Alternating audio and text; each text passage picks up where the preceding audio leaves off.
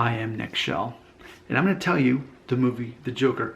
People are like, well, so when does this movie take place? Well, I saw it last night, thinking in my head, I think this is like early 70s, like maybe 1973, just based on kind of some of the earth tone colors and based on the cars. I mean, I'm pretty good at knowing the years of cars, but then some of the cars looked a little too new to be 70s. So after I watched the movie, I went home and I Googled it and I was like, oh, 1981. It really surprised me. Well, as you know probably from the title of this video, that's the year I was born. I was born in April of 81. So I was born the year that this movie takes place, what I think is very interesting. It's almost like a way that I can learn what things were like culturally then. Because like 1983, a lot of things take place in 1983 in a retro way. And I do remember that year as a 2-year-old, some of my first memories took place in 83. But 81, no, I can't remember. I was born that year. So, therefore, I think that's really interesting. Now, ultimately,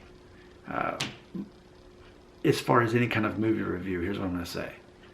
What's so good about the movie? I mean, it's very well produced, very well acted, and all these things. They do a great job of making it authentically seem like it was made in 1981, even the font and the way the screen shows up and all that.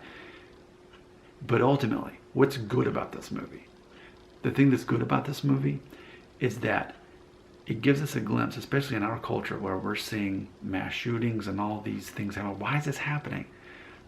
Ultimately, I think this movie does its best to kind of show you that invisible person, that person that's very marginalized in society, people ignore, and ultimately, especially if that person is mentally disturbed, what can happen in that combination.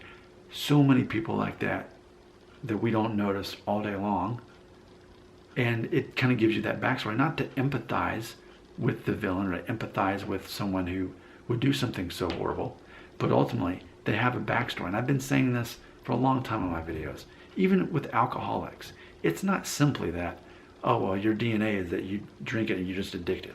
Okay, I can agree that on some level, yes, certain people are more apt to, but ultimately it's the whole, it's the wound.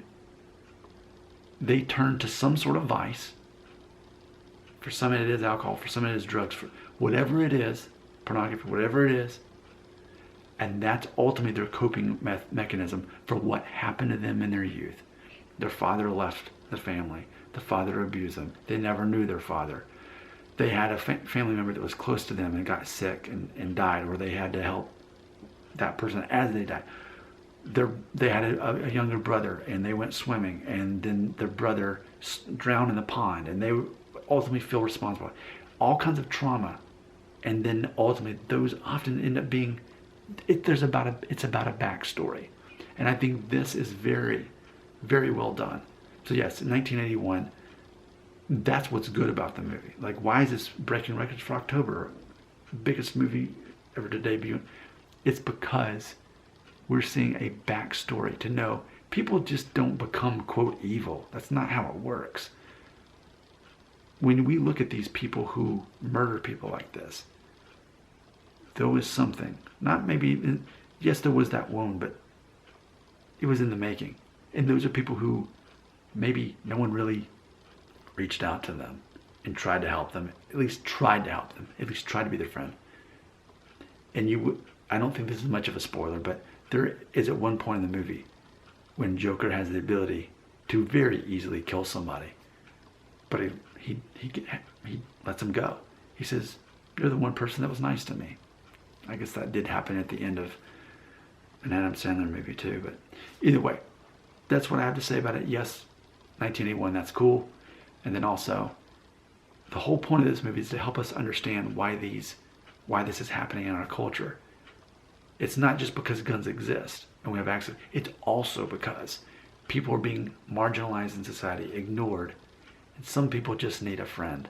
Some people just need someone to try to empathize with them and be there for them.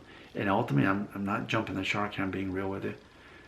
A lot of my motivation for making a lot of my videos that I do on my channels is because in some way I hope that I can connect with some people and give them better direction in life, and even in a virtual way, kind of be a mentor for them.